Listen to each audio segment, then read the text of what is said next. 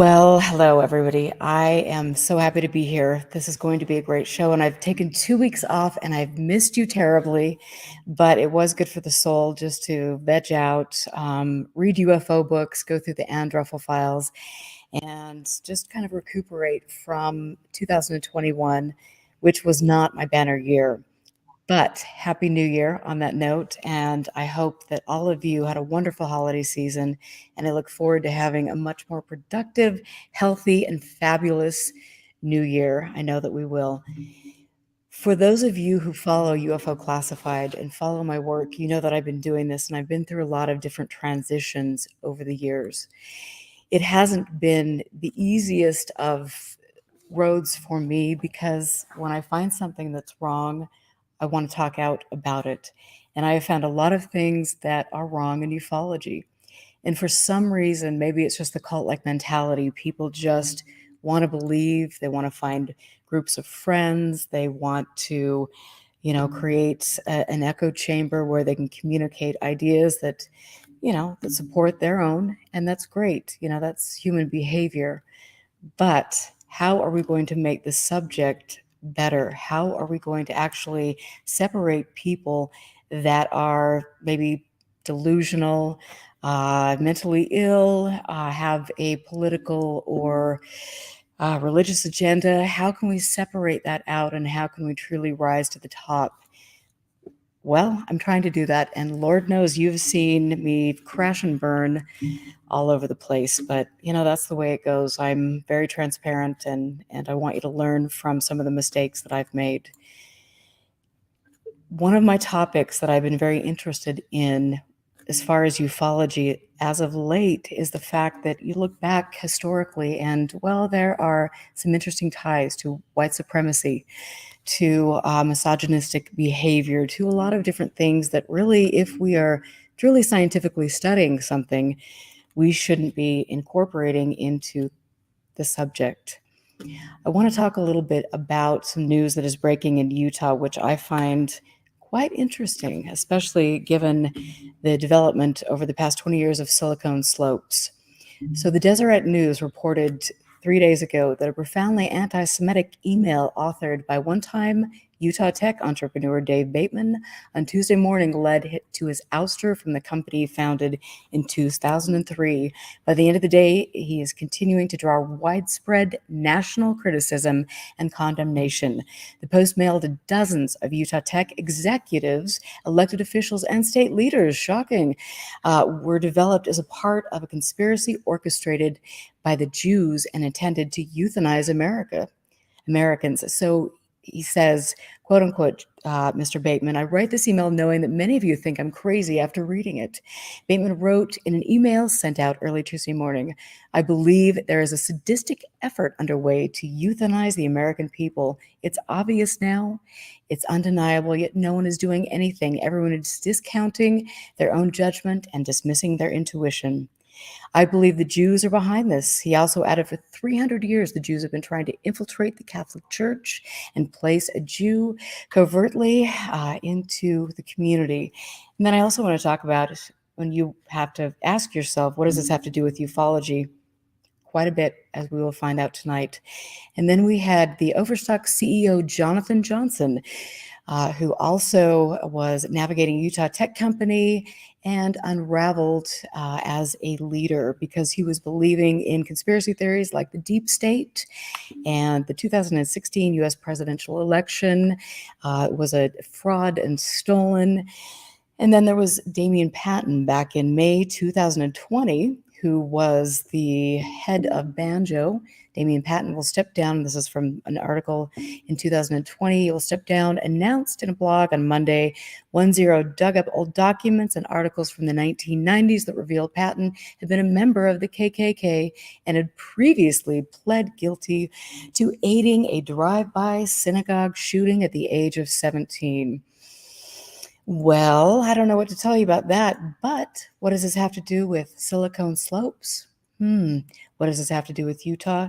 Perhaps we should look at some of the ideas that are coming out of silicone slopes, some of the people that developed silicone slopes, and perhaps motivations for spreading this kind of propaganda, for creating conspiracy theories that at the end of the day have a very detrimental effect on the human psyche, our community, our country. So I want to, on that note, welcome to the show for 2022. I'm Erica Lukes. Hit like, subscribe. You can go to patreon.com, UFO Classified, to donate to the show and to help me archive. But on that note, I want to talk a little bit with my guest this evening, who I have both found our comrades, kind of kindred spirits. I've had Stephen Snider on my show many, many times. He is co-author of Strange Tales of Parapolitical Post-War Nazis, Mercenaries, and Other Secrets that he wrote, co-authored with Frank Zero back in 2020. And then I also have Luis Cayetano, and you're going to kill me if I say your name. If you guys, Recluse, you should know that the way I put the name. Oh yeah, you you're did the fine. same thing. Well, So I can't really say anything because I butcher the pronunciation on so much. you know what stuff you do, but it's okay. This is what I love about both of us. What can I say? But Luis, I found you because you wrote a blog that I find very fascinating, and I've been reading your blogs, and I'm just mesmerized. It is ufologyiscorrupt.com, and I find that what you're doing and putting forward is something that we really need to look at. And again, it's like you've been getting a lot of criticism. You've been banned from Twitter, and there's all sorts of stuff following you around, but you're actually addressing things. You're calling things out, and the people that you are addressing don't have a leg to stand on except for this bullying and using online media to try to kind of smear you. But recently you just wrote on December 24th, The Origins of Lazar's S4 secret ID badge and the roles of John Lear and Bill Cooper, two interesting characters in the UFO subject, and pretty crazy ideas on that part. And then you wrote December 21st, which I suggest you all read, Nazi UFOs, A Tale of So Many Problems. You're not afraid to talk about this. I love it, you guys. We are definitely on the B list in ufology, and praise the Lord, because I wouldn't want to be on the A list, let me just tell you. So your background is in evolutionary biology and ecology, but you became interested in UFOs because of the social and the psychological aspects of the subject. And that's kind of where I have gone as well, because I think it is fascinating and frightening, and it's something that we need to be aware of. And so both of you, welcome to the show. Thank you. Yeah. Thanks for having me back on, Erica. Absolutely, Reckless. And Stephen, you've got a blog. You've got the Farm podcast, all of these wonderful things. And you've got a new book that is coming out, right? Oh, yeah. Hopefully around March 23rd or April 23rd. It's kind of a Discordian work, so it's going to be released on the 23rd at some point. And so can you give us a little teaser about that? Well, yeah, it actually plays into a lot of this, specifically, kind of the evolution of conspiracy theories during the Cold War era, and, how they were used for the purposes of psychological warfare, kind of like the counterculture response to the use by state actors, and then gradually how, like, these different sort of processes emerged over the years. But it really does go back to really the very onset of the Cold War, when you had like a lot of these elite think tanks like the Rand Corporation and the Lincoln Laboratories looking at how the mythologies of different nations could be used and harnessed essentially for the purposes of psychological warfare. And that is so amazing to me. And it's like we can sit here and think that the benevolent space brothers are visiting us, and that we're receiving these transmissions from the cosmos, and we've recovered crashed flying saucers, and yet we can't step back and look at the facts of what we have going on, which is what you're putting forward. And I think that that's important. Why do people have such a need to believe that they would just completely gloss over the facts that are being presented about all of this? And well, Stephen, I'll ask you first, and then I'd love to ask you secondly. So, well, I think in the case of the UFO mythos in general, human beings, I I think are innately spiritual creatures. I mean, it's kind of hardwired into our DNA. And the UFO mythos, I mean, made a lot of sense in that context. But I mean, really, the seed was kind of laid, even before the modern UFO era began, in the years leading up to the Second World War, with a lot of the introduction of, the UFO tropes in science fiction, or what we would later think of now with visitors from outer space and all this other kind of stuff. And it's just really interesting when you look at the circles surrounding this. I mean, probably at the forefront was Astounding Magazine, which was run by the great Joseph W. Campbell. Certainly also developed some pretty extreme political views later in his life, but that's another subject. But Campbell wrote famously the short story Who Goes There, that was adapted as The Thing, both the original version and the John Carpenter version. But more importantly, he gave a platform through his magazine through a lot of science fiction authors who really shaped the genre. People like Robert A. Heinlein, people like Isaac Asimov, people like Arthur C. Clarke. I mean, pretty much all of the major authors from the golden age of science fiction. And the thing is about this just whole circle around him. On the one hand, Campbell had gone to school with Norbert Weiner, who was essentially the founder of the cybernetics movement and also a close friend of Vannevar Bush. I mean, he idolized Bush. And later, Campbell would start bringing in some of these, kind of cybernetic tropes, which is where we get the whole transhumanist concept and a lot of this other stuff, into science fiction. And I kind of think on the flip side of the coin, because I mean, this whole network, eventually ended up in the Rad Lab at MIT during the Second World War, and it became the aforementioned Lincoln Laboratories. They started looking at some of the stuff Campbell had been going for the purposes of psychological warfare. And then on the other hand, you've got people like Robert A. Heinlein and Isaac Asimov who were working for the Navy during the Second World War, and quite possibly in Heinlein's case for the ONI, who are also intersecting, with a lot of weird characters. L. Ron Hubbard was another guy that they were working with. They were working with Jack Parsons. And this is how I think you got some of these weird kind of occult currents from Thelema and what have you that were introduced into it too.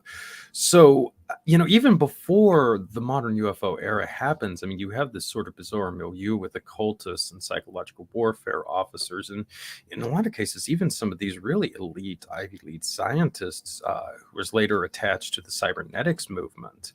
And it really became a potent Winch's brew. And, I really think a big part of what they became obsessed with some of this was how mythologies could be used to shape perceptions in the world as we knew them. This was something that, I mean, in occult circles had really been toyed with for a long time. I mean, arguably, at least going back to the Rosicrucian manifestos and that kind of thing. But I mean, as psychological warfare officers, I think gradually picked up on a lot of these notions. It just, it really started to tear down the fabric of reality as belief systems were manipulated. Because, I mean, it really is affecting us on a very fundamental primal level, our spiritual purposes and how we define ourselves. It's quite Machiavellian in a lot of levels. And I think it's, to me, like looking at the way that you can use the psychological warfare. I mean, looking at the abduction, phenomena, looking at the people that came in, look at the people that were collecting data. Why were they doing that? Why were they doing psychological profiles on people? Were they doing that to figure out what the weaknesses were in them so they could potentially, manipulate minds of people and lead them Well, it down a is dark all, path? I mean, it's very much interrelated with that. I mean, again, the Lincoln Laboratory, I mean, the big thing that it was set up for was the SAGE system for the Air Force. I cannot recall what that stands for off the top of my head, but essentially, this was the first time this was set up in the 1950s. It was the first time the computers had been used to run like a major system on a large scale. In this case, SAGE was designed to essentially be the preemptive warning system in the event that the Soviet Union launched a strike against us.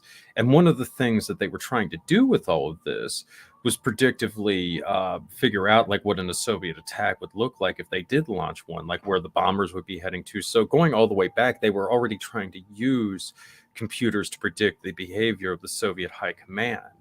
And gradually, I mean, a lot of the people from the Lincoln Laboratories, I mean, this was really the backbone of what became the ARPANET stuff at ARPA. I mean, JCR Licklider, for instance, was a Lincoln Laboratories man. And I mean, he was the major visionary behind the ARPANET.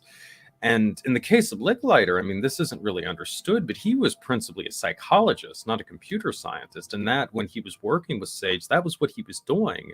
He was looking at how interacting with machines affected the radar operators and so forth psychologically.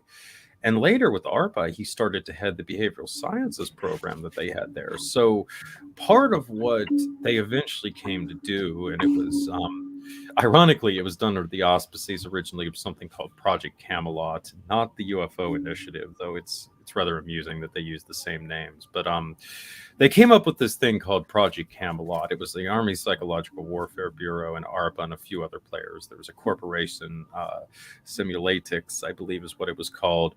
And they essentially tried to compile a database of all of these militaries in the developing world so that the United States could develop predictive simulations of what it would be like if they went, into an insurgency, if they went communist on us, basically. We had to fight them militarily.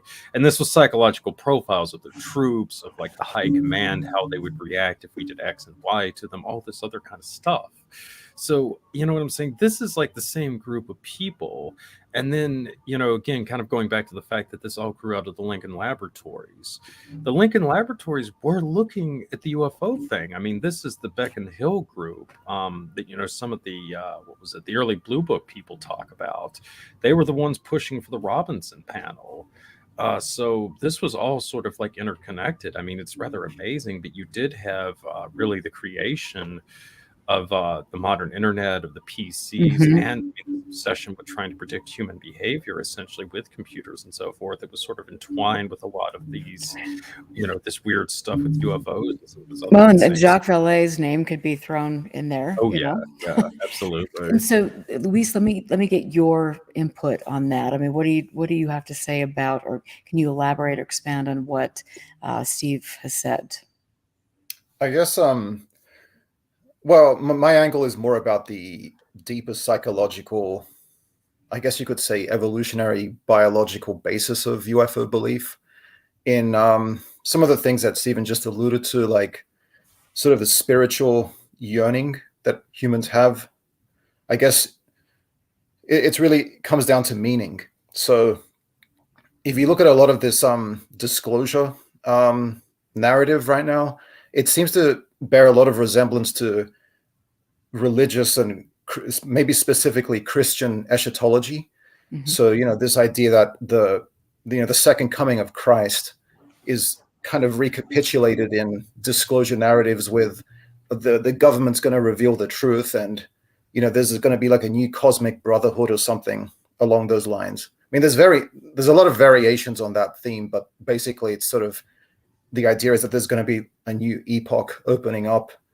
And I think that a lot of the UFO belief in general kind of stems from a deep desire to, how should we organize our lives? What are the themes that are important to us, and so on.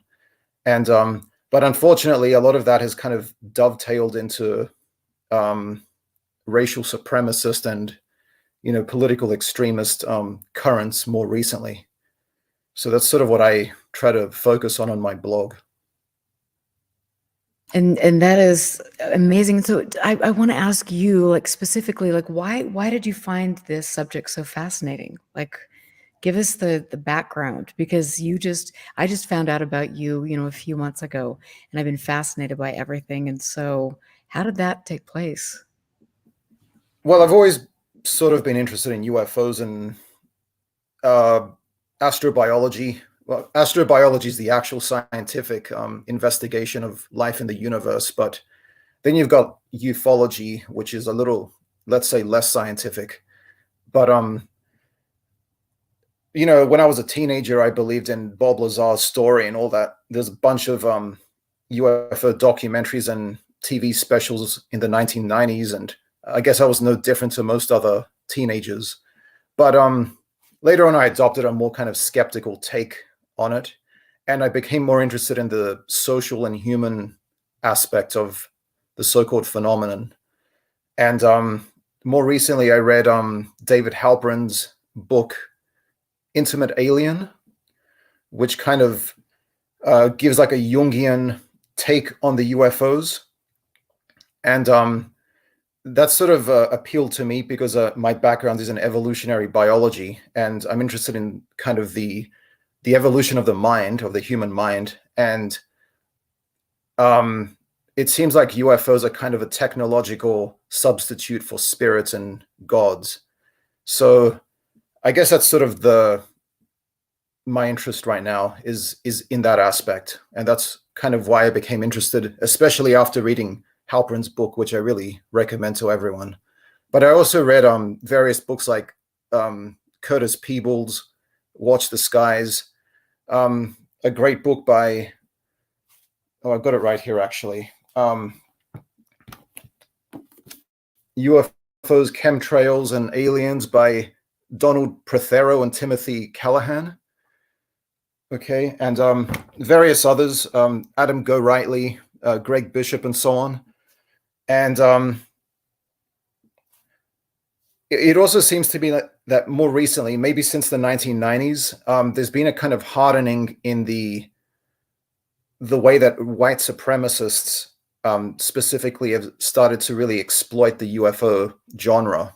So like a lot of their ideas have found a conduit through the UFO theme, like with ideas about aliens from the Aldebaran system, Nazi UFOs in Antarctica, subterranean themes, like, Paul Benowitz's ideas about the Dulce base. And that's a big, sort of trope that keeps coming up again and again, is the underground alien bases. Again, I think that's probably some kind of religious allegory there. Like it's a vision of hell, right?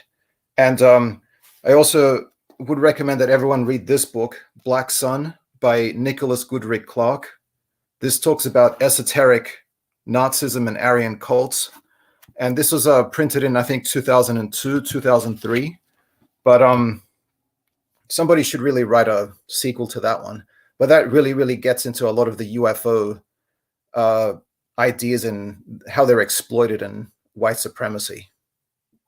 And and I will read that. You've recommended that, and I know Steve has talked about that before. And I want to just show this book, which I think, A Culture of Conspiracy, by Apocalyptic Visions in Contemporary America by Marco Barcun. And you can listen to some amazing lectures that he's done over the years. And I think that, this lays everything out so nicely about conspiracy theories. It actually references, Bill Cooper, a lot of it, John Lear. It's an amazing book, and it kind of talks about the alt-right kind of neo-Nazi push to use some of this conspiracy theory to drive home what they're trying to do, which I think is unfortunate. It's like I always think to myself, why in the world, when we're studying UFOs, when we're in an organization like MUFON, where we're scientifically studying UFOs, never saw that happen, but that's okay. But you're doing that, but yet you're having barbecues and you're talking about the second coming. You're talking about the tall whites and the benevolent space brothers, and you're getting donations from Ramtha and different things. It's like, oh my gosh, it's just very, very interesting to see. So it's one of my favorite books. And Steve, what do you think about The Black Sun? Because I know that you've mentioned that before, for sure. And I know that you're. Yeah, well, it's interesting. I'm actually going to deal a bit with that in the next episode of The Farm that'll be out on Monday, which goes into 2001. But yeah, I mean, it's interesting. I mean, from my perspective, I really think, in a lot of ways, I mean, the modern UFO mythos is really simply a reemergence of what I think Chris Knowles would refer to as astrotheology, which was really quite prevalent in the ancient world. I mean, essentially, at least by the time of the Gnostics, and I mean, certainly the earlier Hellenistic times in ancient Greece. And we don't really know. I mean, the tradition always holds that it goes back to somewhere in Babylon, but that's a bit more speculative. But I mean, essentially, you had this notion that the human soul originated from the Promethea, which would be equated with the Milky Way. And through the process of incarnation, I mean, it went through these various planetary spheres, which were overseen by these archons. different gods and so forth. And this is sort of where the obsession with astrology comes from, you know, like this process of incarnation and the effects that these different planets and the entities inhabiting them on you are a part of the character that you have when you manifest on the physical plane. And then, of course, upon death, you know, you go back up through this journey through the heavens to you know, essentially reunite from the Godhead, at least in some traditions. And the Gnostics, you know, you had to have certain passwords to give to each one of the archons, and if you did not, then you were condemned to repeat life on Earth forever and ever, and that kind of thing. So, you know, I mean, a lot of these concepts have been around for a very long time, and I mean, it was later incorporated quite heavily into a lot of different magical traditions. You know, I mean, this is, you know, at the heart of you know, what I think you could refer to really as kind of Saturnine magic, if you will. And of course, Saturn is often represented by some kind of black symbol, black obelisk, a black cube, or the black sun, which is a very common symbol of Saturn. And typically, you know, this is a process that I'm referring to that would be known as theurgy. You know, in most traditions, there are two different processes of this. Prior to death, the soul can leave the body and experience the celestial journey to, you know, acquire these passwords that I was just talking about, or something to that effect. Or conversely, you can pull down one of these entities from the heavens and effectively invite them to possess you. And when you get into really extreme stuff, it's always Saturn, the whole black sun thing. Saturn is also equated with the Grim Reaper and the Demiurge. It's, I suppose in some accounts, it was a god that created time so that it could grow the things that it would kill. It's a very interesting concept, to put it mildly. But I mean, you see like a lot of this really dark tradition, especially emerging, and I mean, some of these different sects. I mean, in a lot of modern, you know, occult circles, I mean, this is sort of an underlining current in Kenneth Grant's take, for instance, in the OTO, the Typhonian tradition, on the Brotherhood of Saturn itself, obviously, on the Order of the Nine Angles. In a lot of cases, you know, I mean, I think people that are drawn to these just really extreme entities, I mean, tend to gravitate to a lot of other extremism. And in the case of, you know, people like Grant, I mean, they had already been developing this elaborate cosmology with modern UFO mythos. I mean, they saw it, I mean, almost immediately as a remanifestation, if you will, of these archetypes, these alien, you know, kind of entities, I think, if you want to look at it from a Jungian sense or something like that. And they figured out a way to insert themselves in it. And gradually, I mean, you know, it led to, I think, even more extreme circles. The Temple of Set, you know, Michael Aquino's whole outfit is another one that's kind of in this Saturnine current. But, you know, I mean, just in general, with the whole notion of taboo breaking, that's really current in a lot of magical traditions, especially when you get into things like chaos magic or Discordianism. I mean, I think that's also led to an even greater gravitation into a lot of these sort of right-wing circles. And I mean, with it, you know, you start seeing an interest in UFOs from this spiritual perspective, and you know, and an understanding of how that you can manipulate people from a deep psychological and even spiritual mode. Because I mean, this is in a lot of ways, you know, I mean, a kind of spirituality that's been with humanity, I mean, for a very long time. It's just manifested in various forms throughout history. Absolutely, absolutely. Thank you for sharing that. And I want to ask Luis, like, okay, let's talk about Antarctica and underground bases, and let's talk about, you know, some of that, because I found that very interesting. And again, it's like, you know, when you're looking at it and you're just coming in from a perspective, you know, where you're excited and you think this is cool, and you're going to look at a story and things, you could definitely go down the path of thinking that there was something to that. But give us your take on all of that.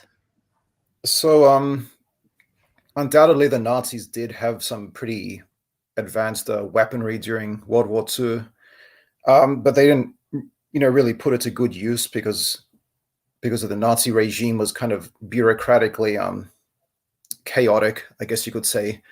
But, you know, after the war, there was a kind of fascination with Nazism in many quarters of society. It was seen as something kind of exotic and abstracted away from the mechanics of genocide and dictatorship.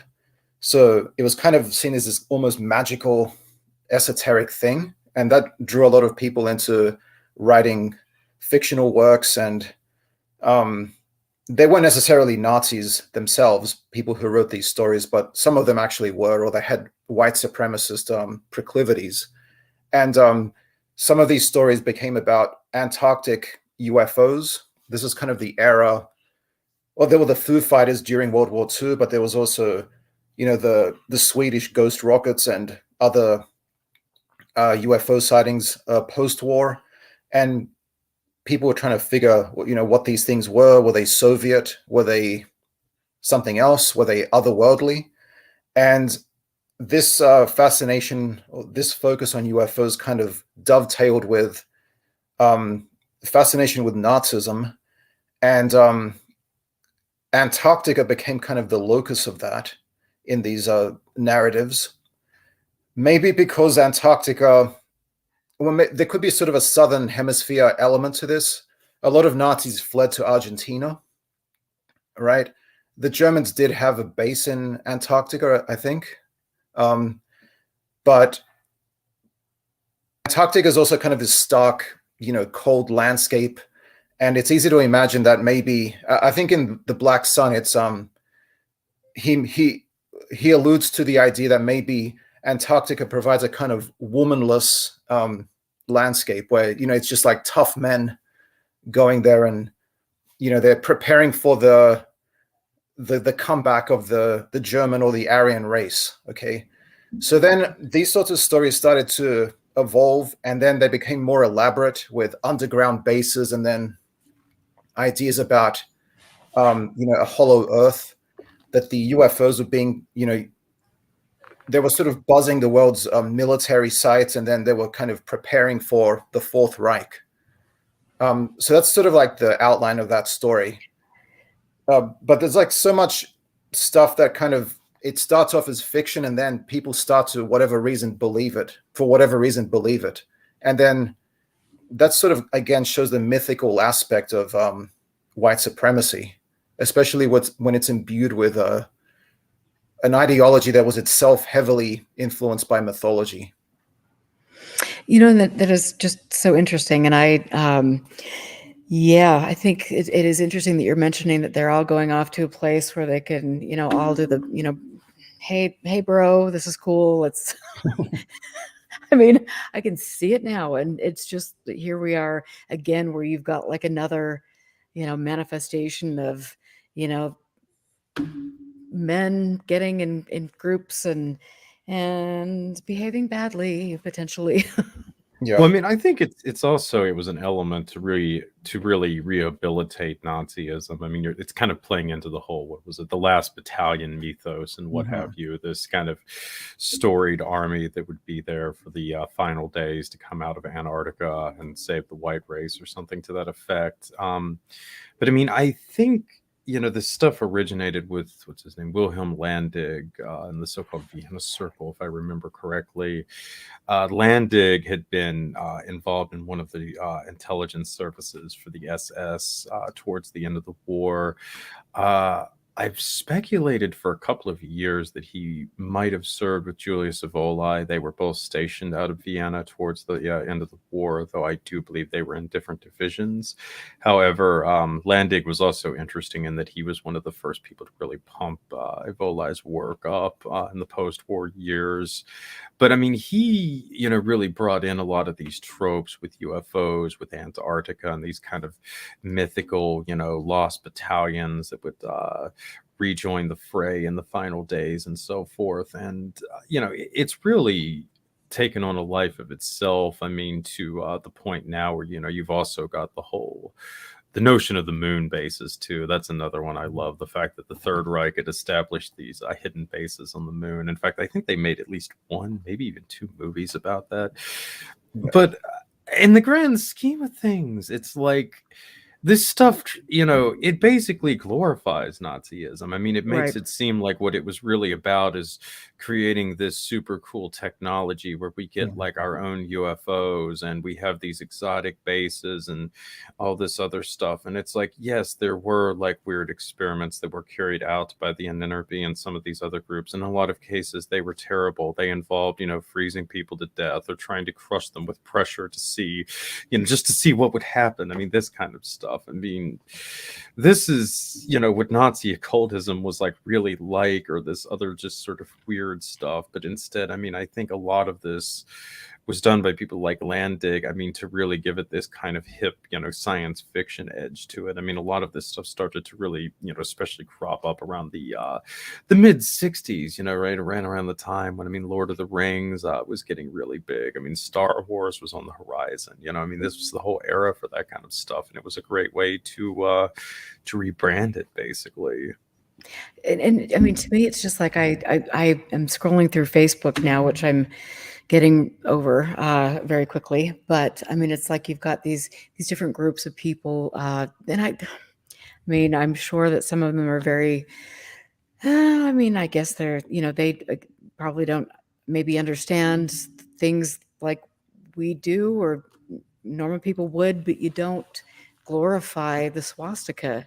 You don't. I mean, this isn't something that should be held up in high regard, and I don't understand that. I had questioned somebody for making a piece of art that had a swastika on it, and I brought that up, and I was immediately attacked by trolls, and then attacked by somebody that called me Karen Lukes and different things, and it's like, why really are we that brainwashed in this subject that we can't actually say this is wrong? Why are we glorifying this? I mean, that shouldn't even be an issue. It's really disturbing to me, actually. Yep. So, and I wanted ask you a little bit about this. Is this is something I bought back in the day, which is really actually quite disturbing. I wouldn't recommend spending money on it because you wouldn't want to give that to anybody, with kind of the dark side. But it's the UFO Nazi secret weapon, and this when you read through this, of course, you've got all this glorification, of all of this, and the person that wrote that was actually a Nazi and got into quite a bit of trouble. But Steve, what do you know about this book and this group of individuals? I couldn't really see the title. What was it So against? it was UFO Nazi secret weapon. And who was it by? Matter and Friedrich. I'm not familiar with that one. So this was, of course, this is, I don't know if you can see that.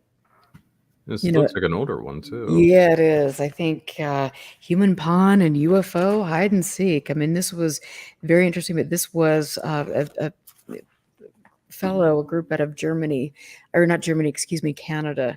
And they got in a bit of trouble over the years because of their Nazi ideology. So it was just very interesting. But again, it's like, when... Oh, were they connected to Sundell? Yeah, I think, yep. Okay. So tell us about Ernst Sundell. Well, I mean, again, he was another guy who had been defended a lot by Michael A. Hoffman when he had gone out there to write the books on Sundell's Holocaust trial. But yeah, they had the big Holocaust trial with Ernst Sundell during the 1980s. Of course, he was like one of the major Holocaust deniers in the post-war years, and he had later developed quite a keen interest in ufology. As you had spoken about before on my show, there were some connections between the groups that he was involved with and later the records that NICAP had and that kind of thing. So he's certainly an interesting character. Yeah, you would say that. I definitely. And again, it's like something that, you see when you scroll through these Facebook pages, you see all this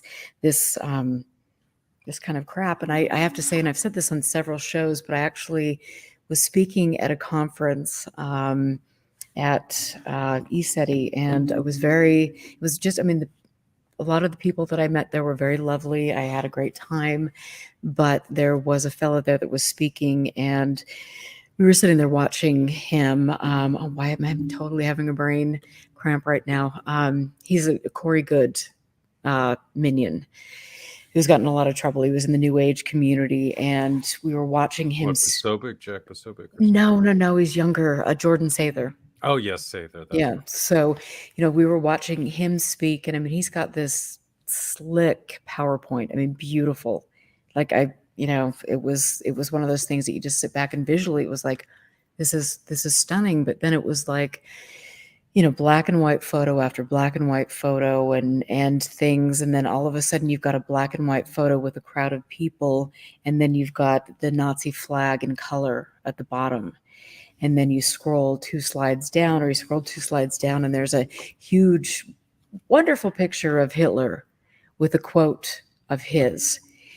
And I mean, I just remember sitting there with a couple of my friends, Craig Lang, who used to be in MUFON and was at the conference as well. And I think both of us just, I mean, we're physically ill. It was just like, what is going on? And then you listen to him, and he's this person that is promoting health and wellness and all of these ideas. And, you can use your own mind to help boost your immune system and, yada, yada, yada. But he was he was using that as a little, this is a way into you, just like we've seen with the New Age community and how the New Age community has been manipulated for decades. It's like we all want to be empowered. We want to find that part of our self. We, want to connect with spirit and do all of these wonderful things. And I do believe that we have a capability. We have a lot of things that we could do, but unfortunately, people are using that as that little, hook to pull people in and manipulate people.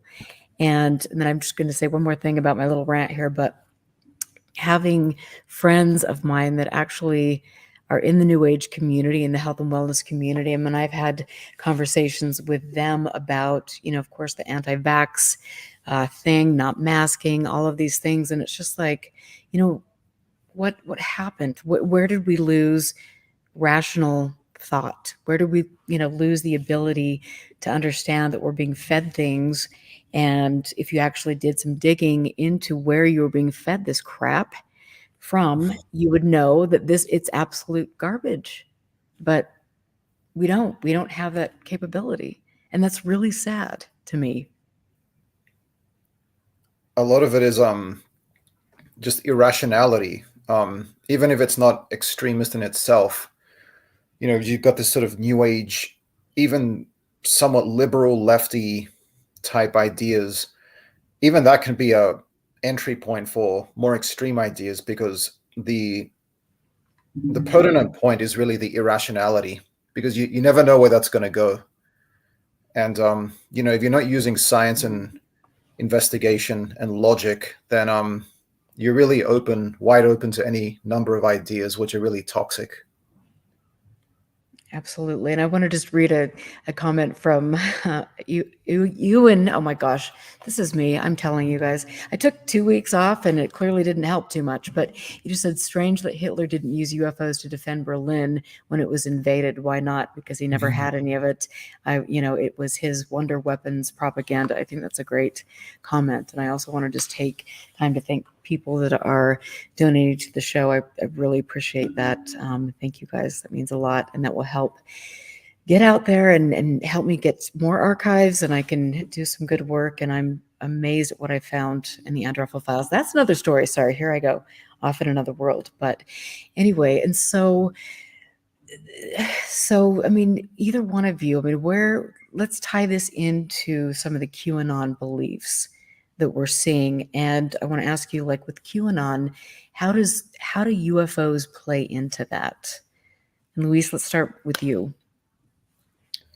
QAnon is kind of it's part of this larger sort of attack on the ideas of the Enlightenment, I think, and on material science.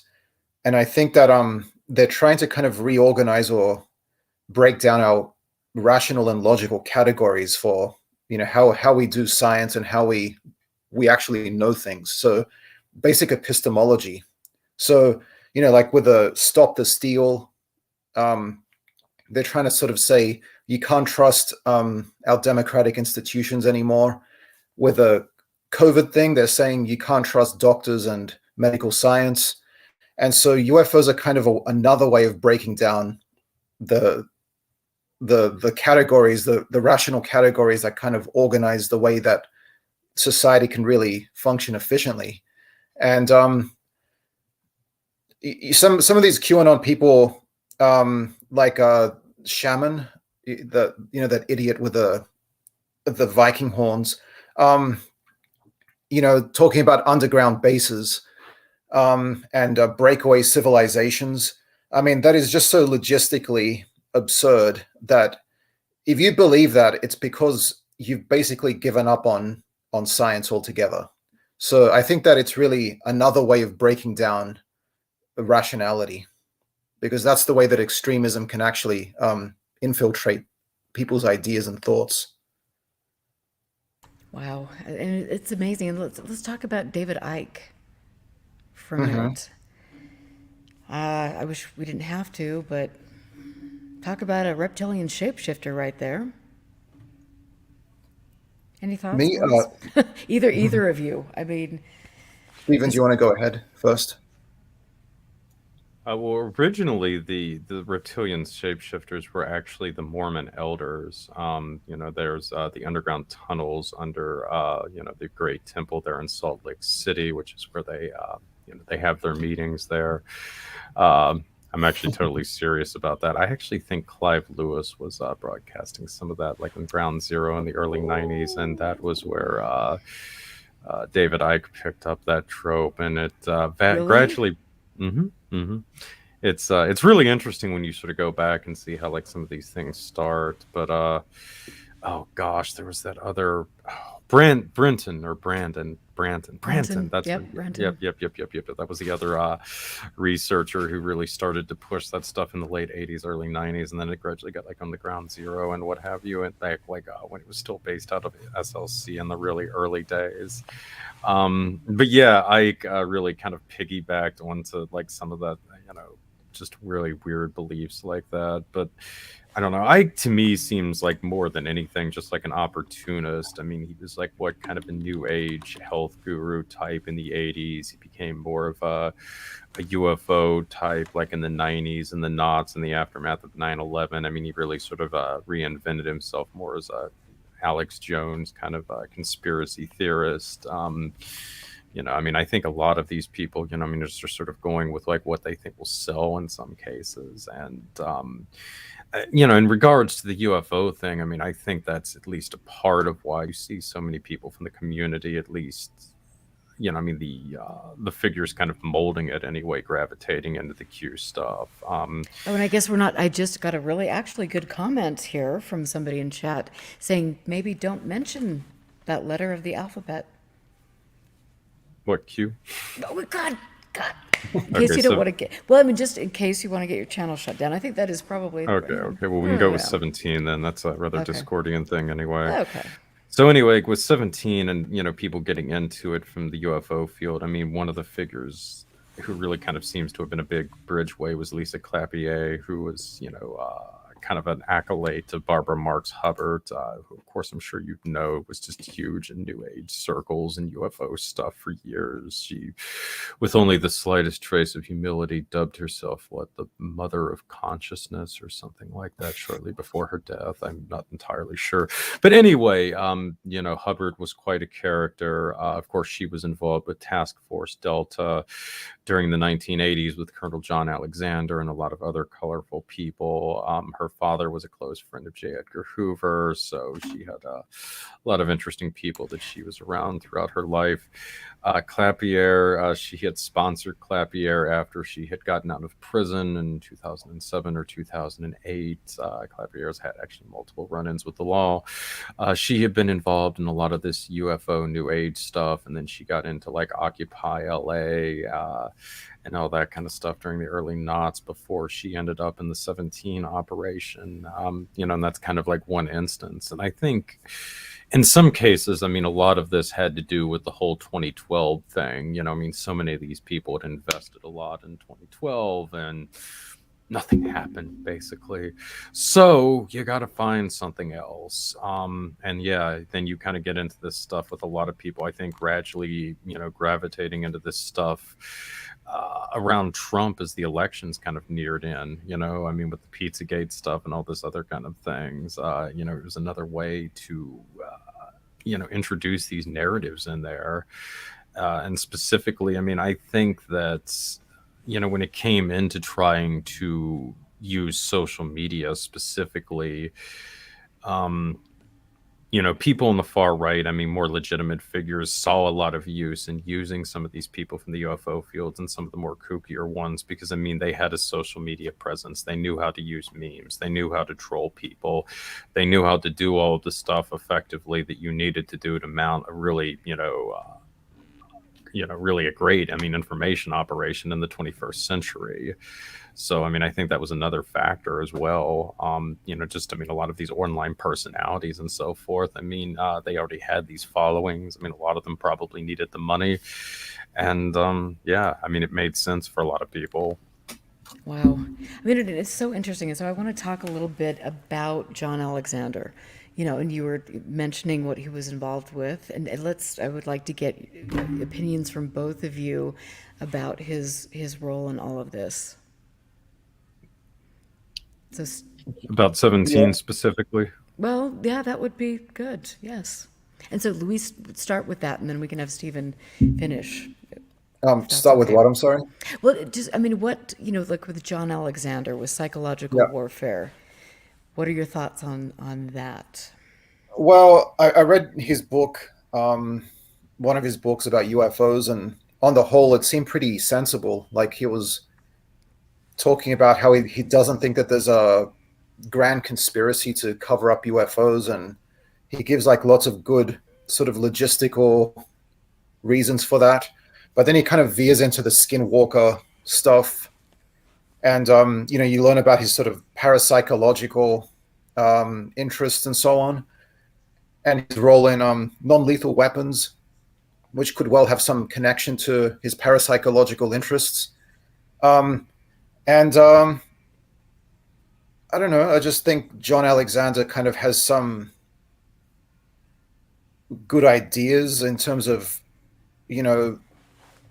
countering the narrative that there's a grand conspiracy to cover up UFOs. But then he goes into this other stuff, which, I don't really credit at all, like the parapsychology, ESP and all that.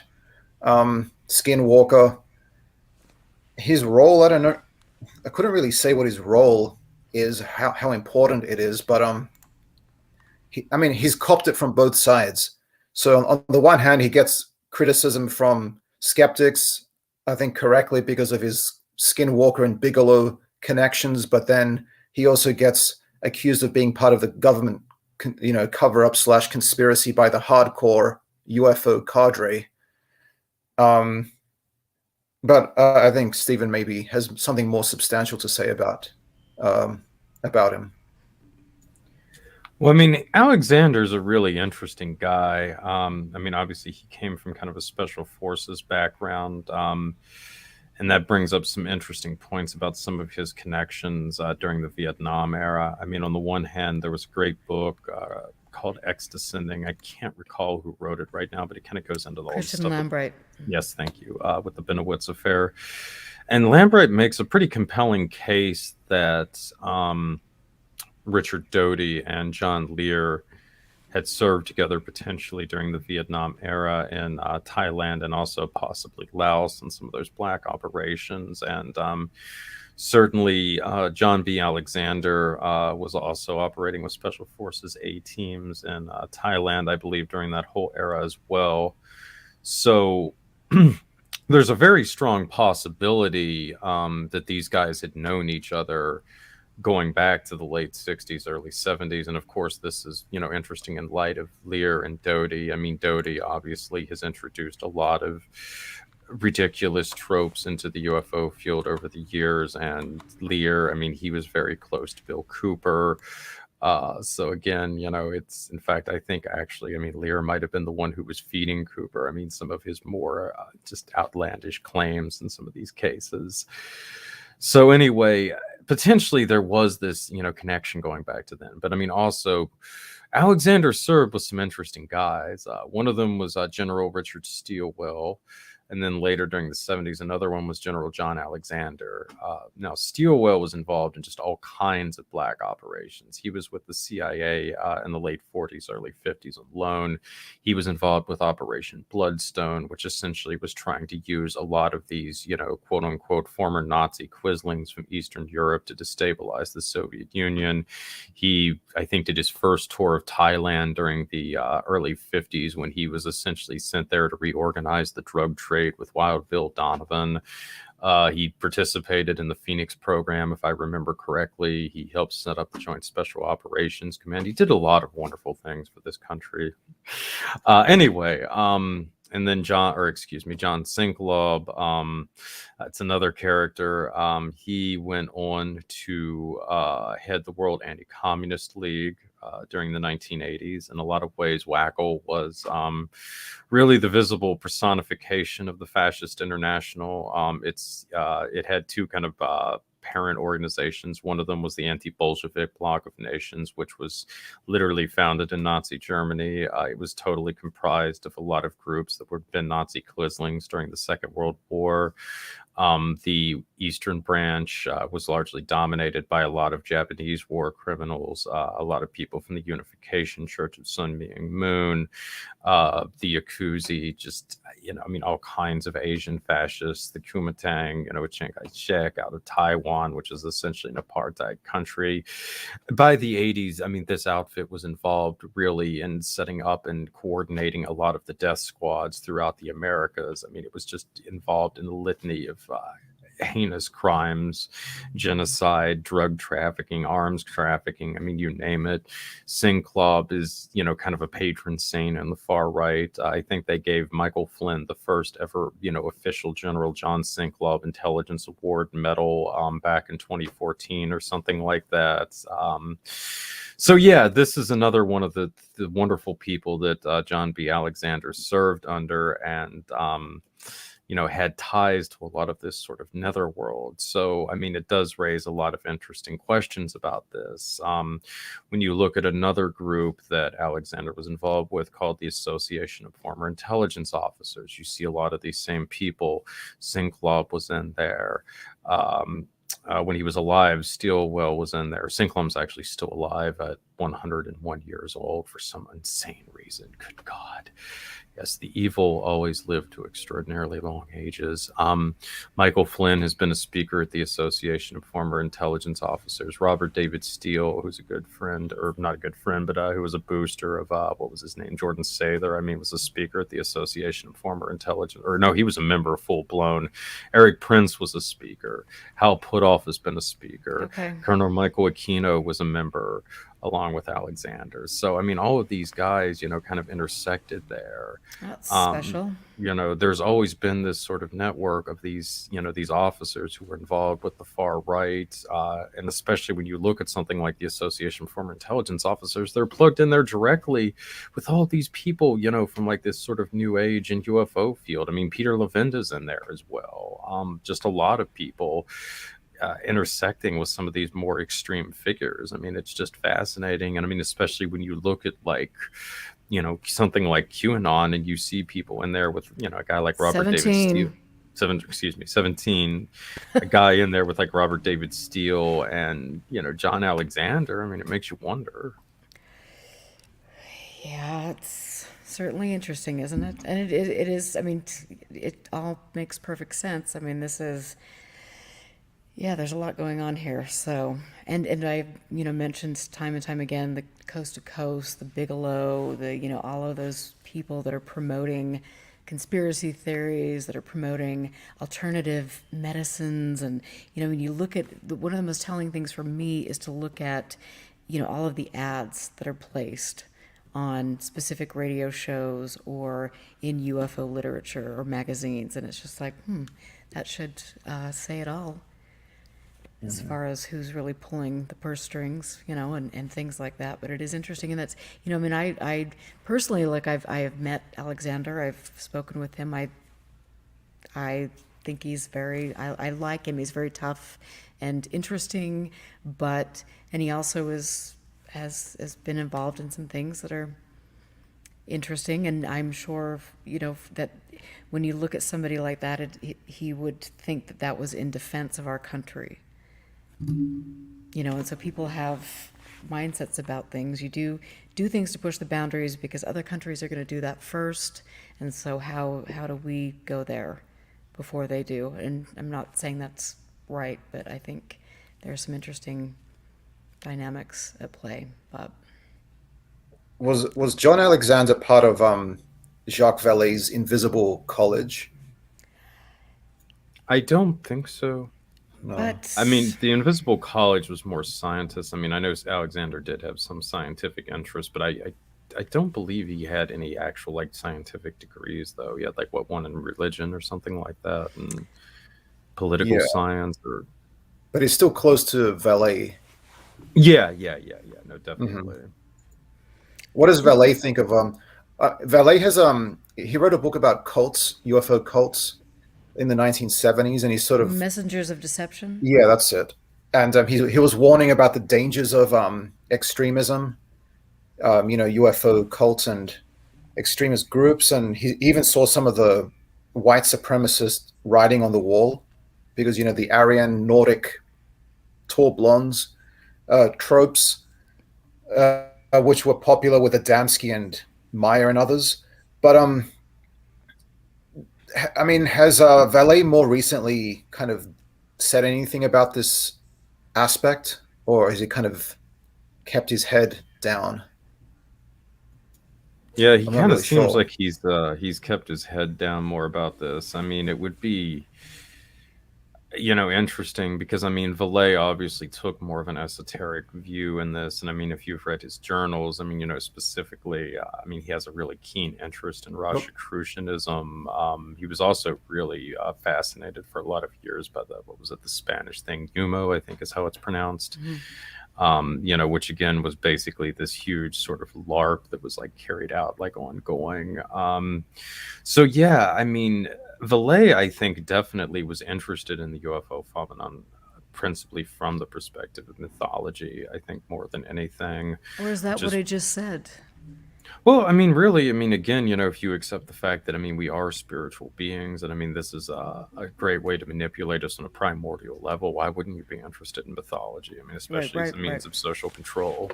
Right, especially, and then you look at ARPANET and different things. I mean, but it is interesting that, I mean, all of this cast of characters has kept in close contact since the 60s, 70s, and so it's all very interesting to me. And I know that in Culture of Conspiracy, the book that I was showing you, he does mention Vallee in some of I think this, so...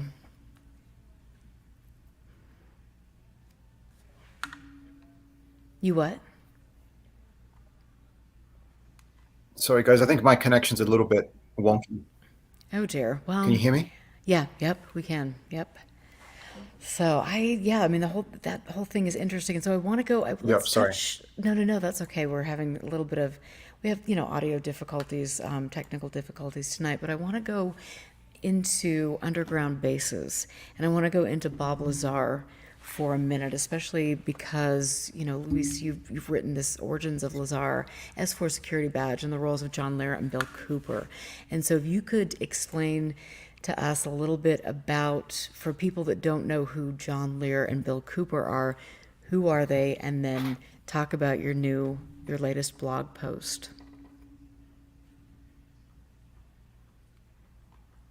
So John Lear is the son of the late William Lear, who was the founder of Learjet, which is a manufacturer of small business jets. And he was also he might have served in the Air Force, I think, but I could be wrong about that. But anyway, John Lear is a kind of a well-known as a pilot, so he's a very good pilot, and he also apparently served in Southeast Asia during the Vietnam War. Apparently, he flew missions for the CIA during that conflict. But more recently, like maybe starting in the late 80s, he really started to get into the UFO / global conspiracies sort of narrative. And he was really kind of pushing some of the ideas that would later make their way into the Lazar story, right? And Bill Cooper was another conspiracy theorist who was convinced that President Bill Clinton was personally after him, and that the IRS was coming after him. And he, believed in all the sort of Illuminati, Bilderberger conspiracies and tropes. And he was also he was in contact with Paul Benowitz, and he was pushing some of the underground conspiracy stories as well. And a lot of these tropes made their way into Lazar's story. And the basic story had already kind of congealed by the year 1988. That was the year that this TV special called UFO Cover-Up Live was broadcast. And Bob Lazar's story is basically a plagiarism of that core UFO story. So, I mean, Bob Lazar's story is like so ridiculously plagiarized that, it's almost unfathomable to me that anybody still believes it. But luckily, we now have the internet where we can actually go back and look at a lot of the UFO documentaries and TV specials from the 70s and 80s, and you can literally pick out the tropes that he's copied. And some of these tropes and ideas in his story most likely originated from Lear, who had apparently been flying over the Nevada test site to do radiation monitoring. So he was flying this small airplane over the Nevada test site for the Department of Energy. And they were doing like radiation testing, because they'd been doing a lot of nuclear testing in the Nevada test site for decades. Even the underground testing was like leaking some material into the atmosphere, and the government wanted to, monitor that. So Lear did actually have some involvement with probably Area 51, at least the Nevada test site. But he probably gave a lot of the ideas and some of the logistical details, passed them on to Bob Lazar, who then claimed that he had worked at a site called S4, which he claims is at the Papoose Mountain, which is sort of to the southwest of Area 51. And I write in the article on my blog that was probably strategic on Bob Lazar's part, because then he would have faced more backlash if he had claimed that he worked at Area 51 proper. Because, that was a military base that undoubtedly existed. People already knew that it existed.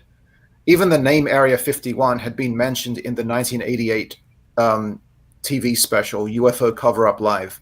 So that was already known about. But if Lazar had said, I worked at Area 51 proper, he would have faced a lot of backlash from actual veterans who actually worked there. So he had to sort of make up a mythical base, but, kind of link it to something that was known to be real.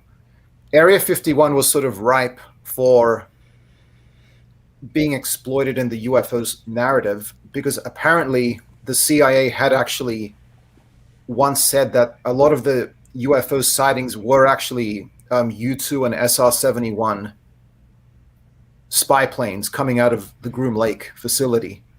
So it was sort of strategic on the CIA's part to kind of not interfere too much in the UFO mythos, because it kind of served to cover up some of their own operations in Area 51.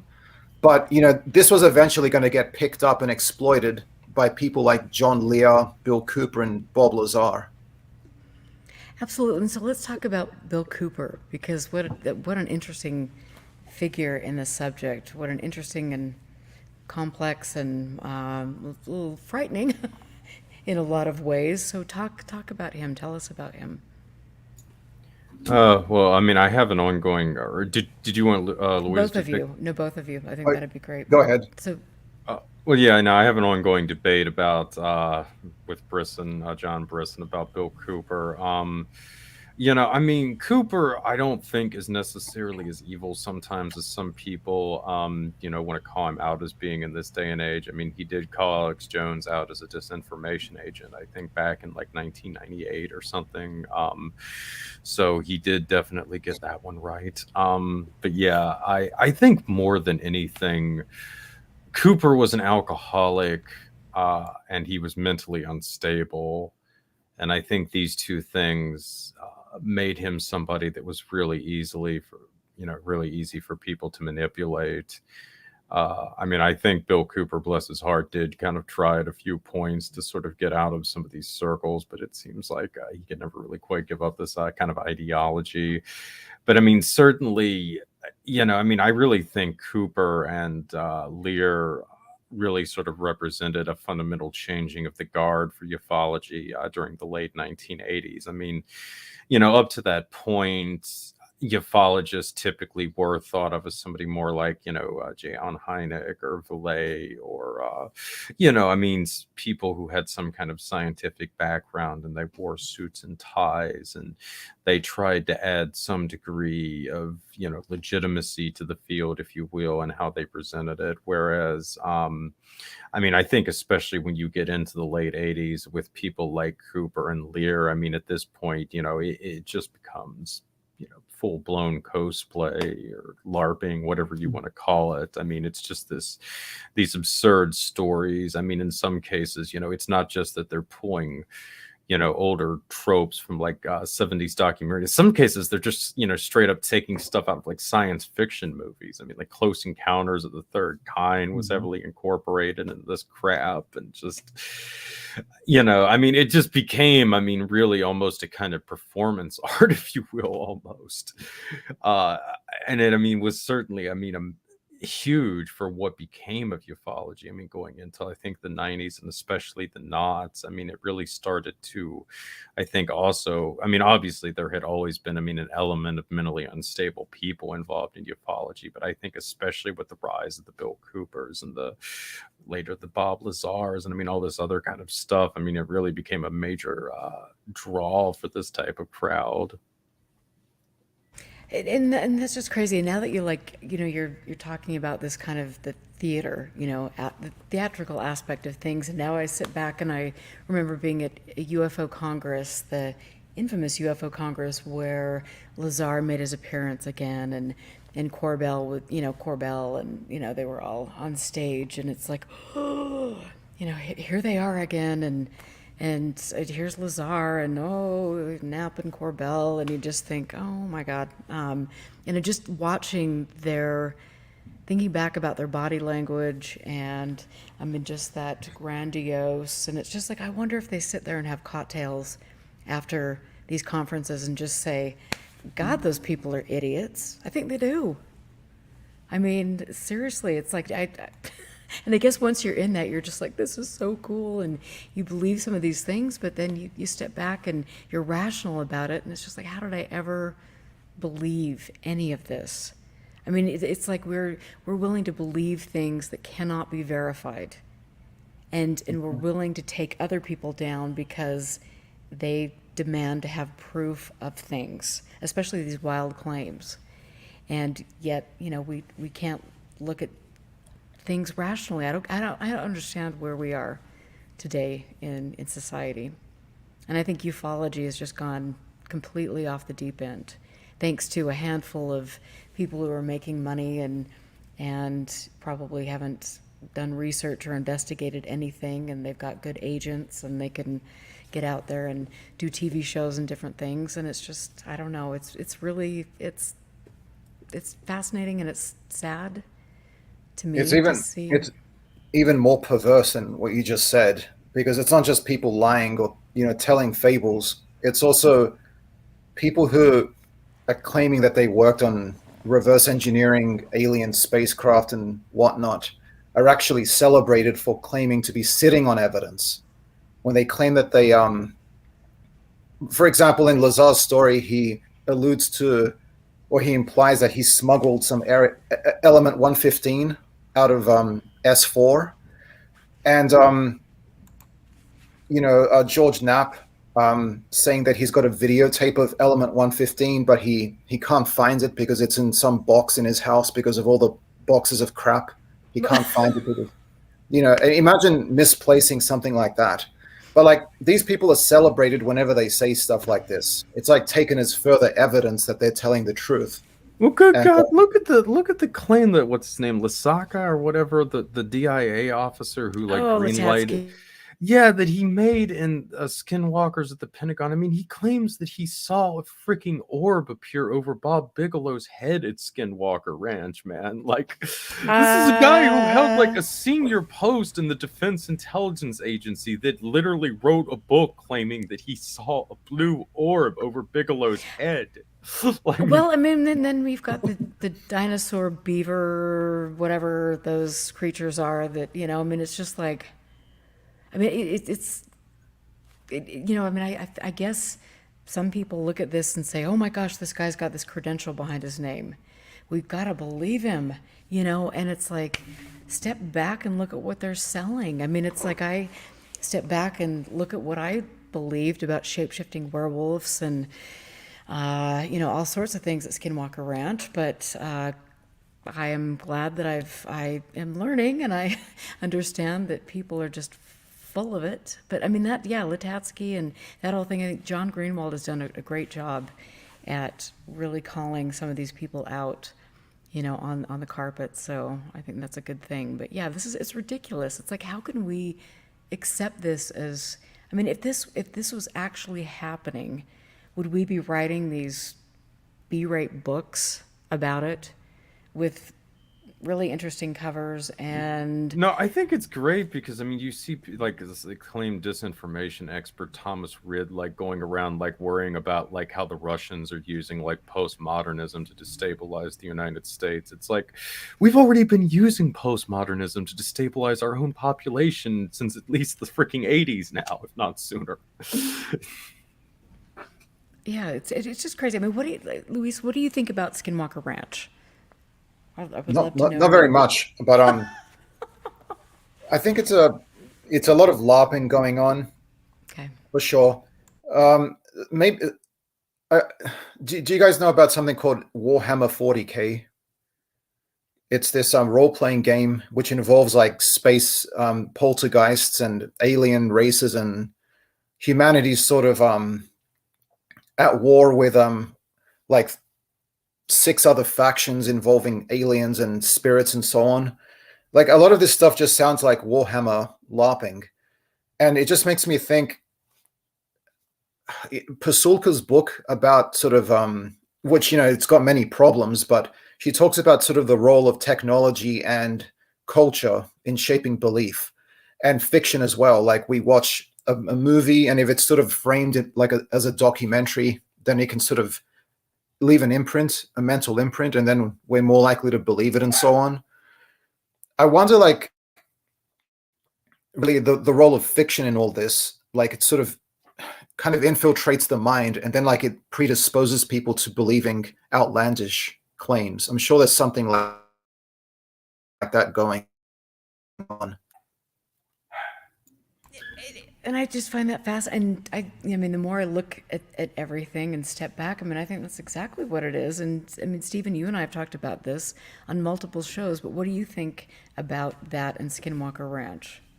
Well, yeah, I mean, I definitely think the element that fiction has really played in a lot of this has become, I mean, a crucial point. And I mean,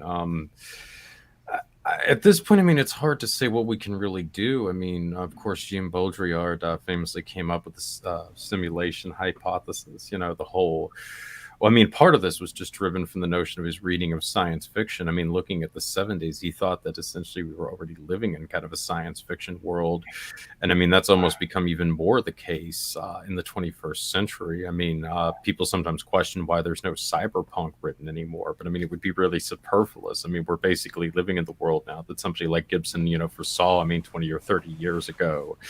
So, I mean, I think in a lot of ways, I mean, that's also sort of made the public more malleable because, I mean, we are seeing sort of this breakdown in some levels. I mean, it's fascinating to see how it's been playing out, but certainly, I mean, I do think fiction and science fiction and fantasy have played a major role in pushing like a lot of these narratives over the years now. I mean, the more I look at it going back, I mean, at least to, as I kind of got into earlier, the role that a lot of these characters like Heinlein and Parsons had, and that kind of shaping it. And I mean, looking at just the effect that it's had on selling so much of this stuff to the public. I mean, as time is going on, I mean, with the UFO hypothesis, and I mean, a lot of these other things. I mean, just the endless bounty of technology and, cybernetics, transhumanism. I mean, all this other kind of stuff that, we've been talking about how we were going to have virtual reality to replace our day-to-day experiences since like the early 90s. I mean, I can remember VR5 as the lead on for the X-Files, I think in like 1993. Oculus had its moment for about 6 months, and so who knows? But the mythos, I mean, I think is what really keeps the stuff going. It's just also fascinating. And yeah, like I say, the more I learn about Skinwalker Ranch from firsthand experiences, the more it's just like, wow, what a load. I mean, I mean, and the thing that's sad is I really do think that there is something worth exploring. And I don't, it's when people use this subject, whether it's the paranormal or UFO subject, they're using this to manipulate people. I think, that's sad because that takes away our own personal power. And I don't like that about everything. But I want to ask both of you, I mean, do you think UFOs are real? Phil Leach wanted me to ask this, and I wanted to say hello to Phil, who has been on my show many times. I need to get Phil back on here. He's spicy, and I really appreciate what he's done to talk about some subjects that need to be exposed. But so, I mean, what do you guys think? UFOs are real in that there are unidentified flying objects because people can't always identify flying objects. So they have to be real in that sense, but I don't think that there's any supernatural / extraterrestrial / ultra dimensional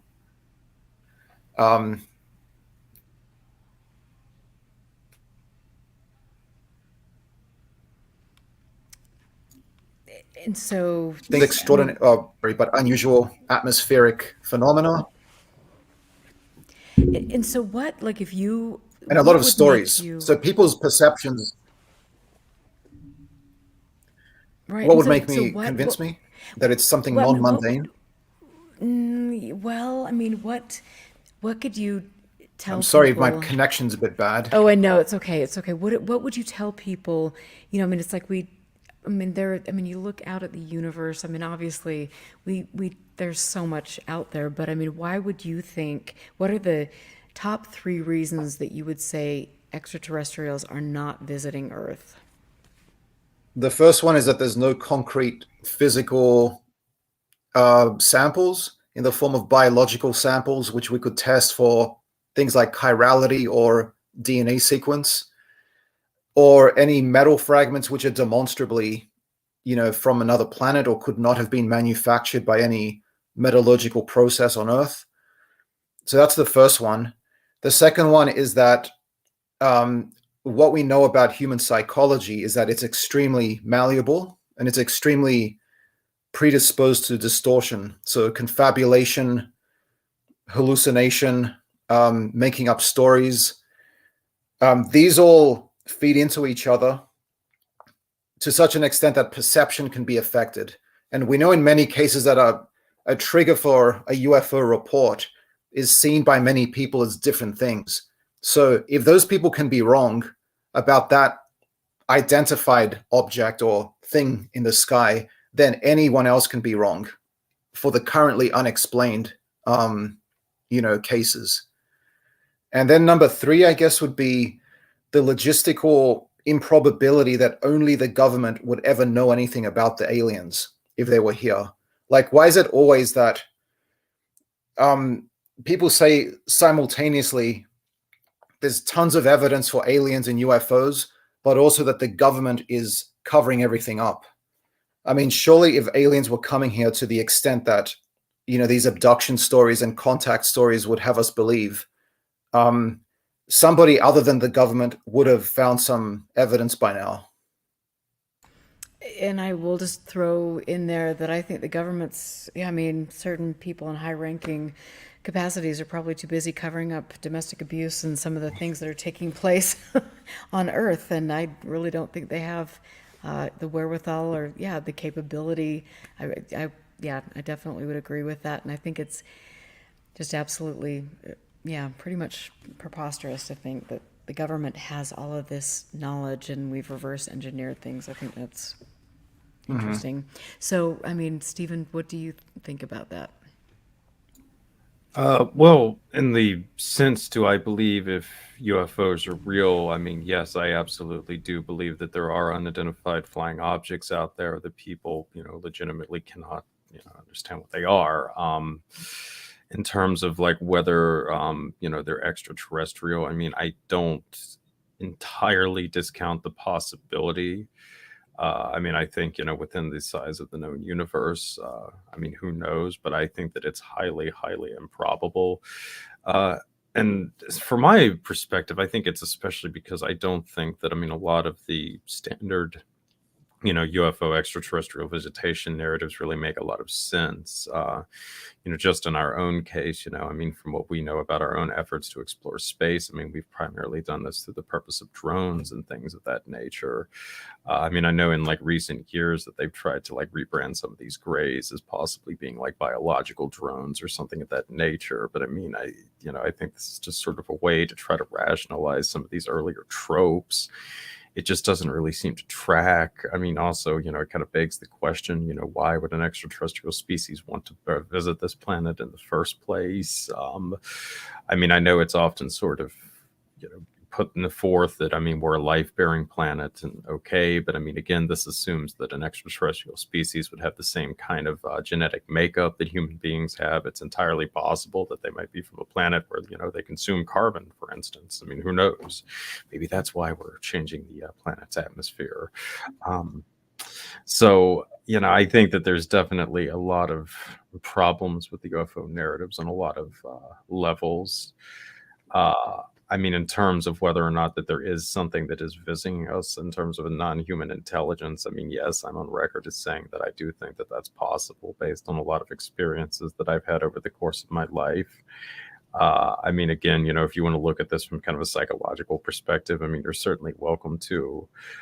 But I do think that, that is a thing. And it is something that more often than not tends to leave people to madness. Kind of why, in my opinion, people who have genuinely had otherworldly experiences usually don't want to promote them and certainly don't want to encourage other people to seek them out, because in a lot of cases, it's not something that's fun, to put it mildly. This is the sort of thing with, a lot of initiatory societies and so forth that deliberately go into this stuff. There's a lot of levels and training that's involved in this. Some of the stuff is pretty hardcore. And generally I would say that there's a reason for this. It's not a practice that's really for the faint of heart. And that's one of the reasons why, I do think that it's kind of disturbing when you see this sort of ideology, really promoted on people now on a massive scale, because, I do think that it will lead to a lot of insanity. Not for the reasons that materialist would, but because I think fundamentally, you are dealing with primordial forces that most people simply do not understand, and that's not a good combination.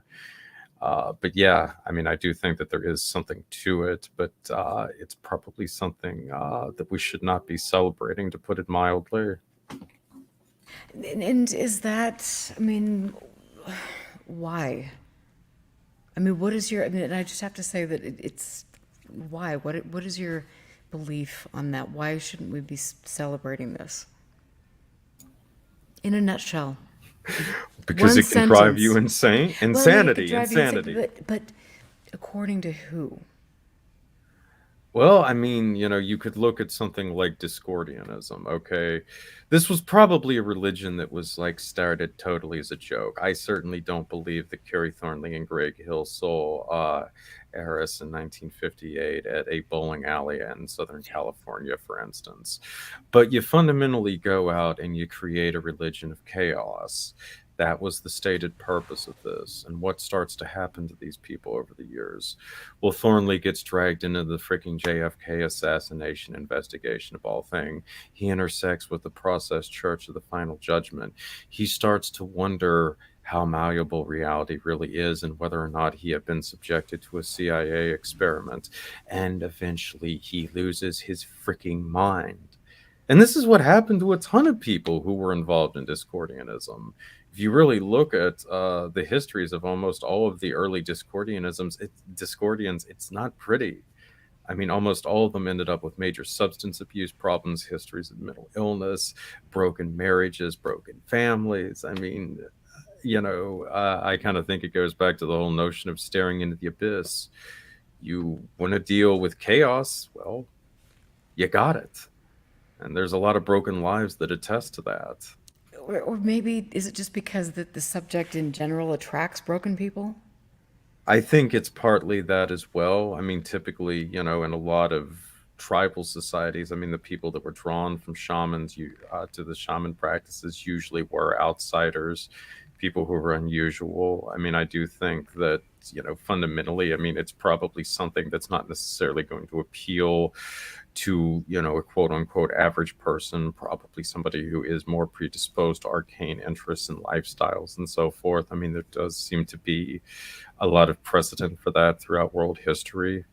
I think Chris Knowles is fond of saying, what is it? The muses use broken vessels. Again, I guess if you want to look at the arts, you could kind of draw some parallels. A lot of the great artists, spoken of almost working with otherworldly forces sometimes, and a lot of times they don't end up great in their personal lives either. Or maybe that's just an excuse. I don't know. I'm coming to a different place in my life. I'm like sitting, here and just going, I mean, am I truly an empath, or is that just something that's been, I'm just looking at all of these little things that have been inserted into the narrative, and it's like, is that just an excuse? Is that just, I mean, how do we, I don't know.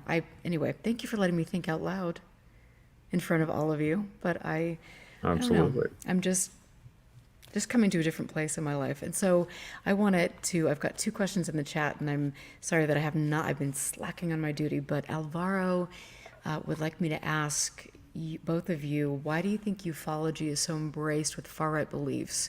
And where did that start exactly? Was it before or people like Eric von Daniken showed up?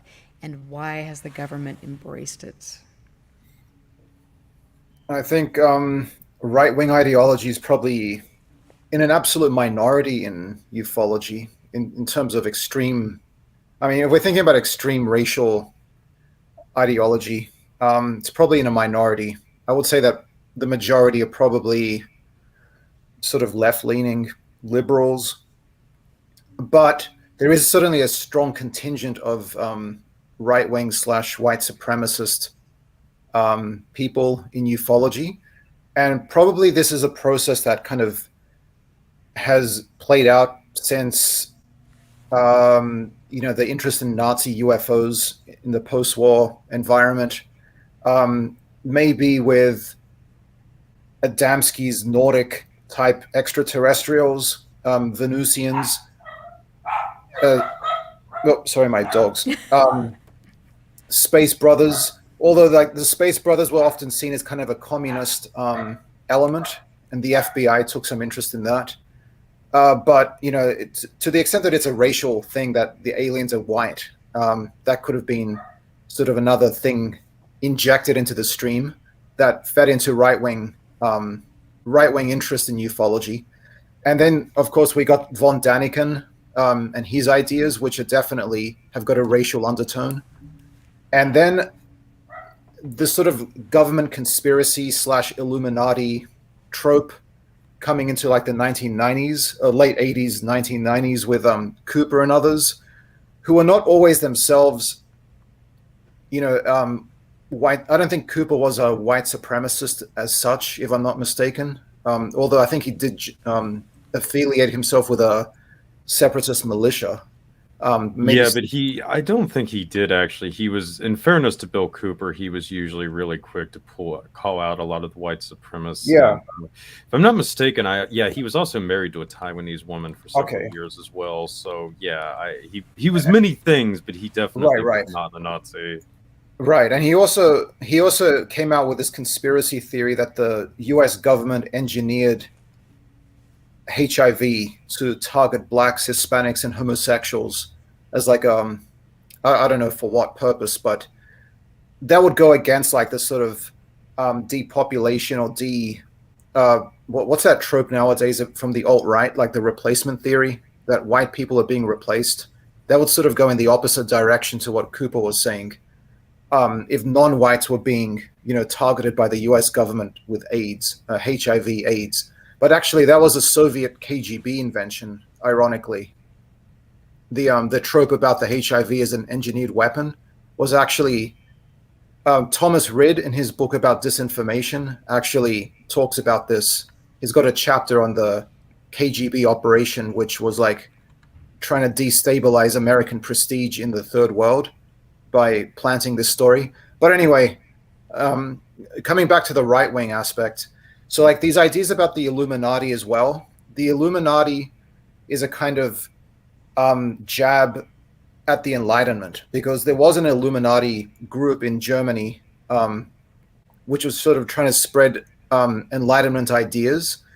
But then like this story got completely blown up, and then the far right has used it to say that Jews and communists really control the world and so on.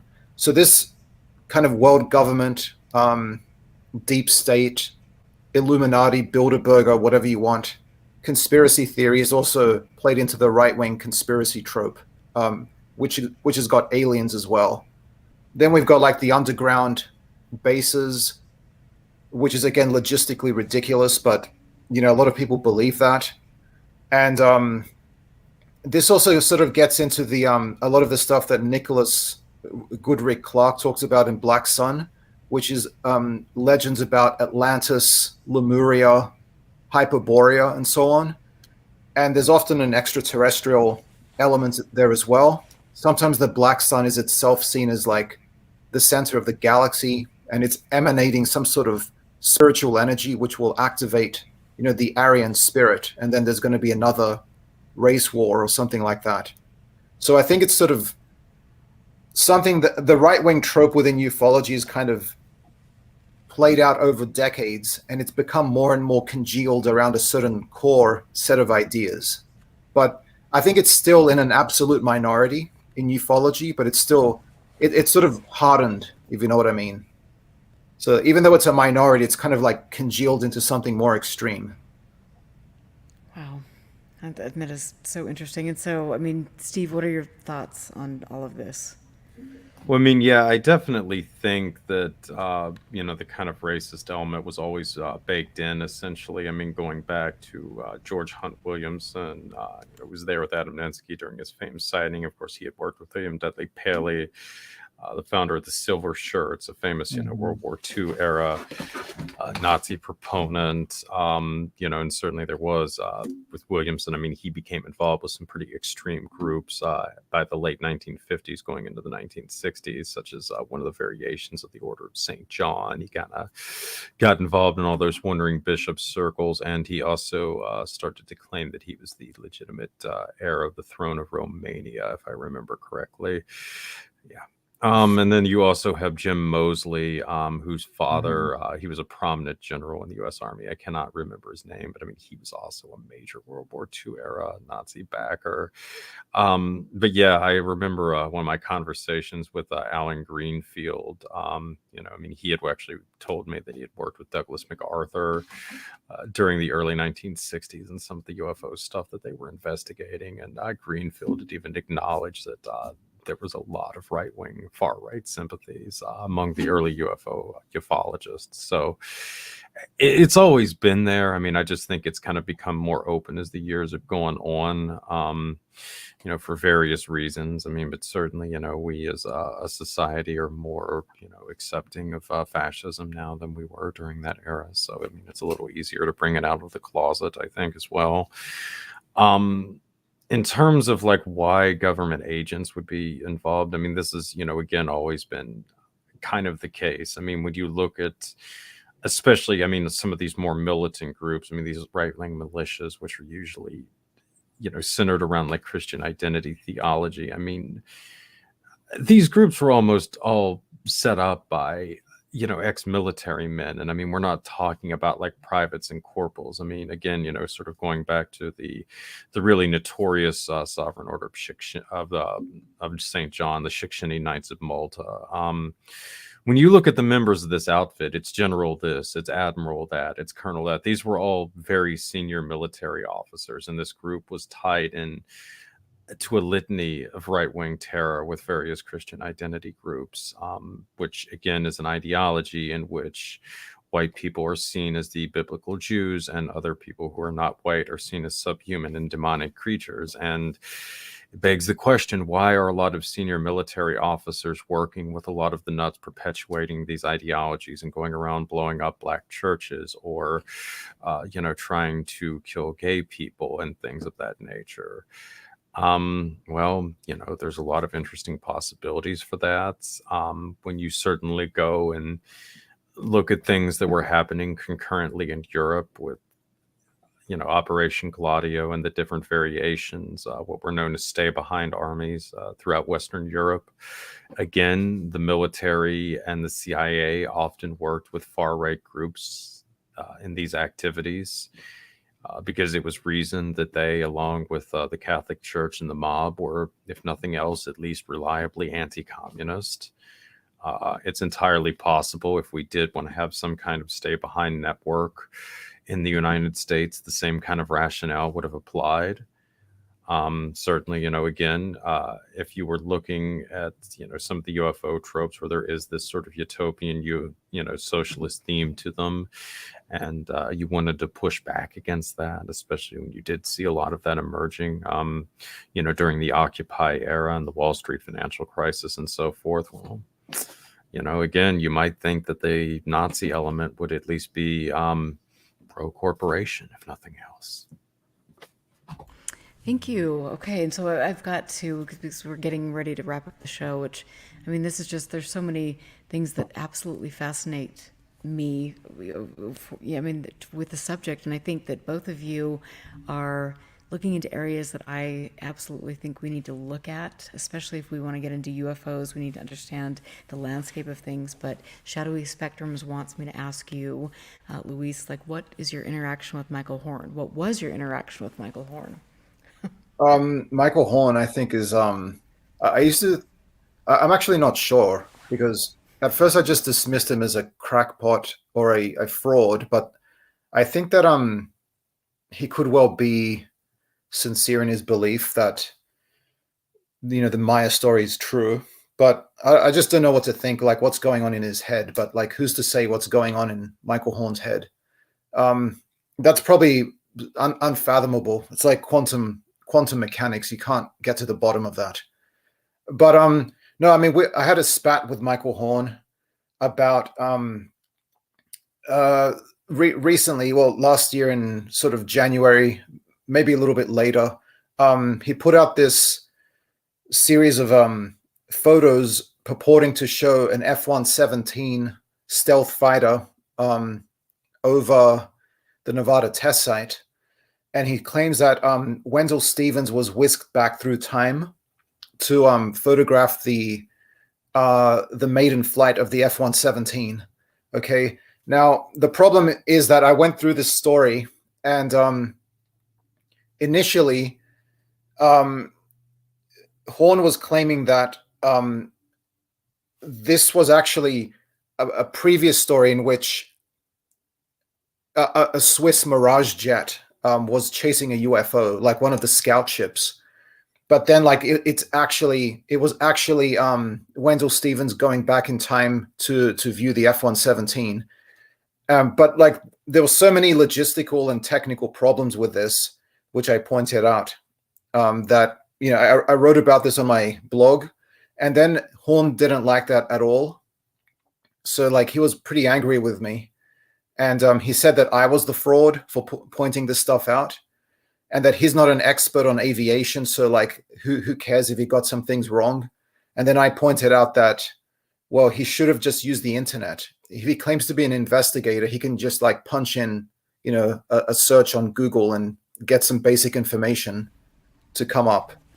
And so like it sort of went back and forth like that. But basically that particular story about the F-117 kind of really, for me, crystallized the opportunism that Michael Horn engages in, which is just to grab onto anything that even remotely, even seems to validate Billy Meier and then just run with it. And then when he's exposed, he just kind of makes excuses and says that, oh, I couldn't have known this or that. But yeah, That sounds like that's really Dolan. the Meier story is basically just like a hodgepodge of like, poorly connected threads, which they're just sort of thrown together. And then the proponents of the Meier mythos will tell you, well, what about all the evidence, like all the photos and videos? And then when you debunk one thing, they'll say, oh, what about this one? And then you debunk that one. And then they'll say, well, what about this one? So it's like ad infinitum. You never get.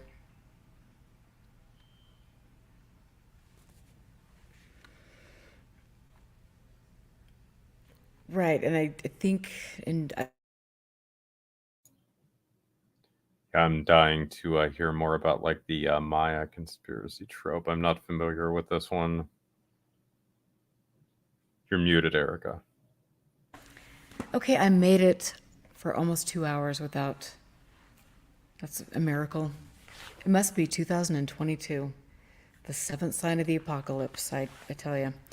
I made it almost 2 hours without, the mute thing. So, Luis, sorry, you were talking about all of that, and then your feed kind of cut out, but please continue. Oh, yeah. Sorry about that. No, I was just saying that the Maya mythos is like, I don't know what's going. There has to be some sort of. Is this like playing into the? I don't want to say mental illness, but that's really all I can think of.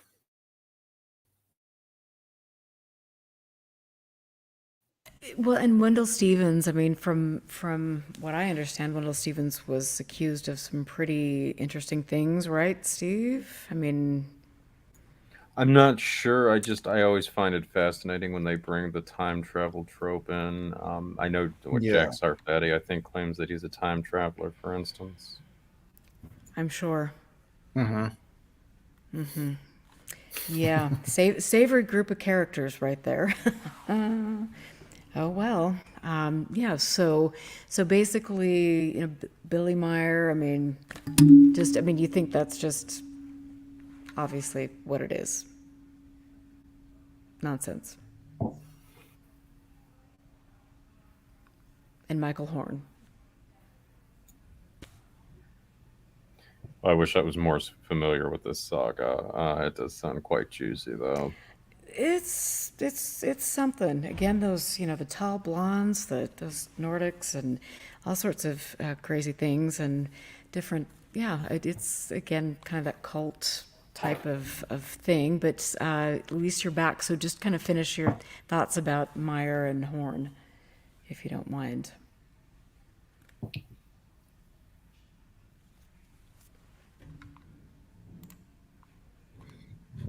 Oh yeah, and sorry, I think I'm still breaking away with my connection. You're good, though. Yeah, you're good now. Cal Korff has done some good research on the Maya mythos, even though I've got some problems with what Cal Korff says about his own background. Yeah. Okay. Yeah, I was just saying that Cal Korff has done some good stuff on the Maya mythos, but I've got some problems with Korff's claims about his own background. So I mean, there's tons of stuff out there showing like how you can easily make the sorts of flying saucer photos that Billy Meier is bandied about, and it's just like, why are we talking about this? It's like one of those things that's so ridiculous that it almost like makes you want to cry or laugh when you hear that people still believe this stuff. It's sort of like young Earth creationism and that sort of thing. You might as well believe in Santa Claus, as far as I'm concerned. But Well, I mean, that's really all I got to say about Billy Meier. I mean, it is. Yeah, I mean, it is interesting though when you look at the UFO community and you see what they're believing, and that stuff is being recycled and Yeah. on, and MJ12, and I mean, all of Hmm. this, the underground bases and all of these things. It's just like, haven't we gone through that? But no, we've got a new generation of people that doesn't want to look at the history of the subject and doesn't want to understand a broader perspective, and it's just. I don't know. I mean, it's fascinating to me, and it's sad. And I think, again, like I said, at the end of the day, we should be, really empowering ourselves and doing some good scientific study of this without all of this crap that has been embedded in the community. And it's if anybody can give me one example of something productive that has come out of ufology in the past 70 years, then please let me know. I mean, I hate to say that. I am like the world's biggest cynic these days, but oh well. Well, I guess one productive thing would be the sort of the meanings which erupt from the subconscious, maybe. Like, why exactly are MJ12 or gray alien stories so compelling? I mean, there is a nonsensical aspect to them, but there must be something compelling at a human level, which makes them resonate with a lot of people. So I think that is interesting from a psychological, social perspective, and that's worth investigating. And more broadly with mythology, so how it ties into paranormal beliefs and religious beliefs. Yeah, that's awesome. And I just want to, like, I'm looking at chat and I'm listening to you guys, and I want to just say hello to Amy Collins, who, Oh, hi, Amy. yeah, and Amy's here. And I mean, you have done some good work with her about Bob Lazar, and that is in your latest blog post and things. I love Amy. She's been a friend of mine for a long time, and I need to reach out to her. So Amy, just know that I love you and Dinah, and I am sorry that I've been off the radar, but it's been, as most people know that have been following me, it's been an interesting couple of years. So I don't know, but so Steve, tell us what's your next thing? Tell us about what you've got coming up. Tell us about where people can find you, because I know that people that are listening to my show tonight, and especially in chat, are followers of yours as well. I got the new book coming up, The Secret History of Conspiratainment, which will hopefully be out on March or April 23rd. Like I said, it's a Discordian work, so it's going to be out on the 23rd of some month. So really excited about that. And I'm also the host of the Farm Podcast, which you can find at the farmpodcast.com. The longtime curator of the Visa blog, which you can find at VisaView. That's VISUPVIEW.blogspot.com.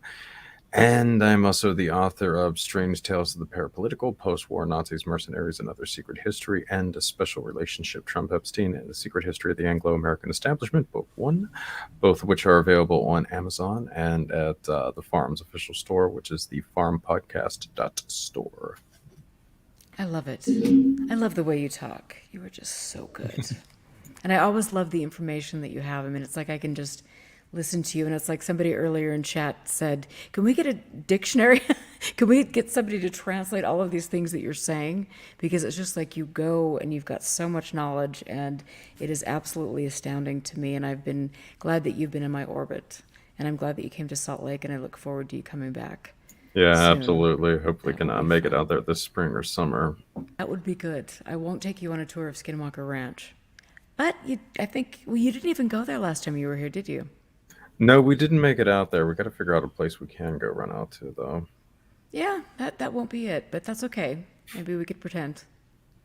But Louise, okay, tell us about you, because I love reading your blog. Where can people find out more about you? What shows are you going to be doing? Are you potentially, doing anything with Amy. I hope so. I hope so with as well with Amy. But I mean, I don't have any shows or anything planned. This is the first show I've been on, ever. So thanks for this. But I will be adding some more stuff to the blog. Article about that I'm working on about underground bases. A review of the Steinfeld book, Making Contact, which I really recommend for the entertainment value, if nothing else. But that'll take me a while to write. But that's kind of really is a microcosm for a lot of ufology, like sort of the spiritual New Age aspect and stuff like that. So, I mean, I'll have plenty more on the blog, but I don't have any other plans as such. But who knows? Well, I'm excited. I mean, I'm just excited to actually have like a Zoom conversation with you guys, and then just to share information and things. I think some of the discoveries that I'm making about people here in Utah are quite astounding. So that'll be fun with relation to UFOs and, all sorts of things we've been talking about off air and probably mentioned at the beginning of the show. So I appreciate that. And I like having people that are can put a different perspective on things. Like I said, I think there's something absolutely fascinating about the subject. That's why I'm here.